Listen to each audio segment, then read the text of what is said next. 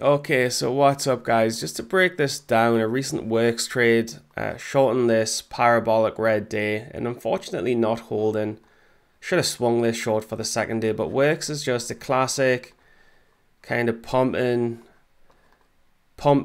drop kind of chart, like kind of a one and done chart. The parabolic it up and sell it off. Often companies do this to dilute, but then once it's been done a couple of times, confidence is lost and you get a lot of these subsequent single gap crap days. Sorry. And with WORX, what was kind of cool about it is more volume came in than expected and shorts got twisted on day one. And these can sometimes form into multi-day runs, which are very sketchy and dangerous for shorts. But they can also turn into just day two exhaustions when you look at the stock and it's really kind of, you've got longs from the 220s. Once you're up in the 440s and you've made 100% on your money, sometimes these pans can just exhaust because just longs will take profit and it's just come too far too fast. Shorts say it's gone parabolic too far too fast.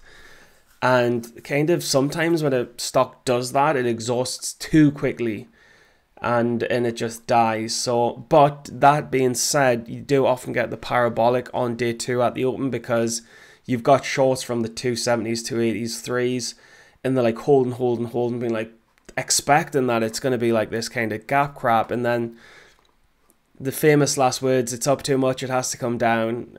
Often sometimes it does, but often it can turn into a multi-day run and you can just get destroyed. The way I like to play these is I like to let it squeeze the last shorts out from day one and try and catch it somewhere on this trend break. But more recently, I've just thought, well, why wouldn't I not long this move? I mean, if I'm waiting for the parabolic, I know it's going to happen. I'm quite likely expecting it. If I get the indications, why wouldn't I just take the long and then take the short when the day one shorts are exhausted and in the day one longs are really thinking this is ridiculous, I have to take profits. And then ultimately I think take this long and then this short on the trend break, it's a very good risk reward, and if it reclaims, you've got a good chance of a multi-day, day 3, day 4 runner, and that's not something I want to fuck with. But on the occasions where it works out like this in the 450s short, you've got like 50% plus. I'll just break down my trade with you guys and run it live, just so you can see it in real time what I was thinking. Unfortunately, it's a 5-minute chart, but I've broke it down on the one, so not touching really anything on WORX for the first few minutes. We're at the open here actually. Okay, so let's see how we open up. Week open. And again, this week open tricks longs, but the volume's massive. It's like 931, 932, and we've already got like 5 million. It's too much volume for this to die. So just to skip back, when we get the wash, and then we're pulling through that key 4 level, and we're pulling through this kind of this mini triple top around the open, I think that 4 is a good area to go long.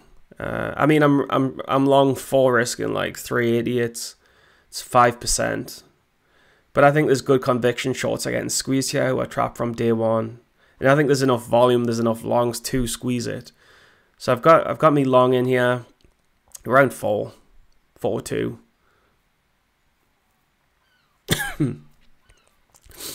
And there's always the scary moments when you first take a long on a penny stock and you're like, is this going to work or what?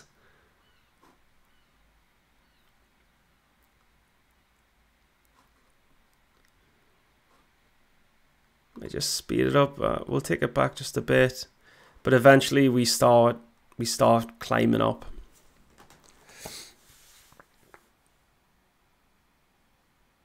And it's so, I still struggle with going long. It's so nerve-wracking, especially as a short biased, with a short biased mind. But I mean, I'm sitting up 12% here, so I'm sitting pretty well. Doing well to hold here because I'm expecting this can hit like 460s, something like that. Start to panic out a little bit there in the 440s. I mean, I still take 10%. It's not pushing as much as I'd hoped, as fast as I'd hoped. But again, I'm cagey with longs. I don't I often don't. I don't give them the chance that they deserve, and take profits too quick. Classic beginner mistakes for a long. And then again, waiting for some sort of explosive move. But like 10 mil in the opening couple of minutes, I'll take another bit off. That's 15% though. I mean, 4 to 460 is 15%, so it's a pretty decent long out of the open. And then as it starts to touch VWAP, I think there's definitely a shot of like a next leg.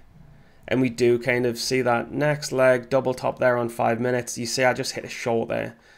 And that's where on 5s, I'll just put that back through. You'll see double top here on the 5s. On the 2 minutes, it's looking like more of a heavy trend break. And then I hit that short in the 460s. Take a bit off on the 440s because this could be a multi-day runner. Take a bit more off on the 420s.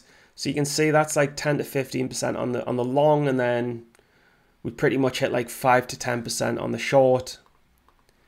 And then from 460 to 4, it's pretty much like around maybe 12% on the way up, 12% on the way down. And then I'll just zoom in, we can see it a little better. Often you'll get a bounce off VWAP here. That didn't happen. So when you don't get the confirmation of the long bounce on VWAP, it's often you'll bounce off VWAP and go higher. So when it falls through VWAP, you'll probably see us hit an add here, because I'm like, this is weaker than expected. Then you'll just see that confirmation. I'm like, couldn't hold VWAP. But again, I'm also, what if I'm short 410, I'm risking 430, right? It's not really a great risk reward short, so you'll see us start to take it off. It's like a scalp. So again, that's another 5% from the 410s to the 490s. And if I remember rightly, and I do remember rightly, the stocks just fell 20% really from the 480s to the 390s. It's a 20% drop. So adding into this push so close to the double bottom higher low, the double bottom on the day, which is a key support level. This is a big mistake that I've made, and I'm glad I've reviewed this because I've remembered that these shorts are not good. It's that 20% drop. I shouldn't be shorting just like 10 cents above the lows, and I wouldn't say I get myself in trouble. I've definitely got the big picture on my side. I'm definitely like significantly up from the long and the short, but it causes us, I'll show you what ultimately happens as a result of an early short on the bounce, taking a bit off there just because I'm up a little bit, and I know I'm slightly, my average isn't good, so I take a bit off there,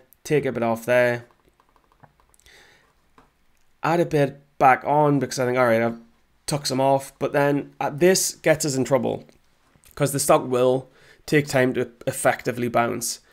And when I'm shortening the 410s, when the bounce is just a bit stronger than I think, I'm forced to cover because I'm just not comfortable. I mean, if it goes through the 420s or the 430s, my average of the short is the 390s, so I'm giving back 8% because I was over aggressive on the bounce after it had give back 20%, and that's just not, it's just not acceptable. I should be waiting for a bounce near, I should be risking the 430s, looking for a bounce around the 420s, so I've got that nice tight 3% risk reward. Shorting this aggressively was just really stupid and leaving myself wide open to 10% drawdowns. Short it again, cut it again, and this is giving back, I mean, I can't remember how much I was up. I think I took a few hundred on the long and about 400 on the short, but then so I was up maybe 600-700 on it, but then I'm losing 150, then losing 150 each time I stop out. So like I'm giving back maybe a third, and then if it doesn't fail here, I'm giving back a lot of my profits. But fortunately, this kind of single, double, triple, quadruple top finally pays off. And guess what I do?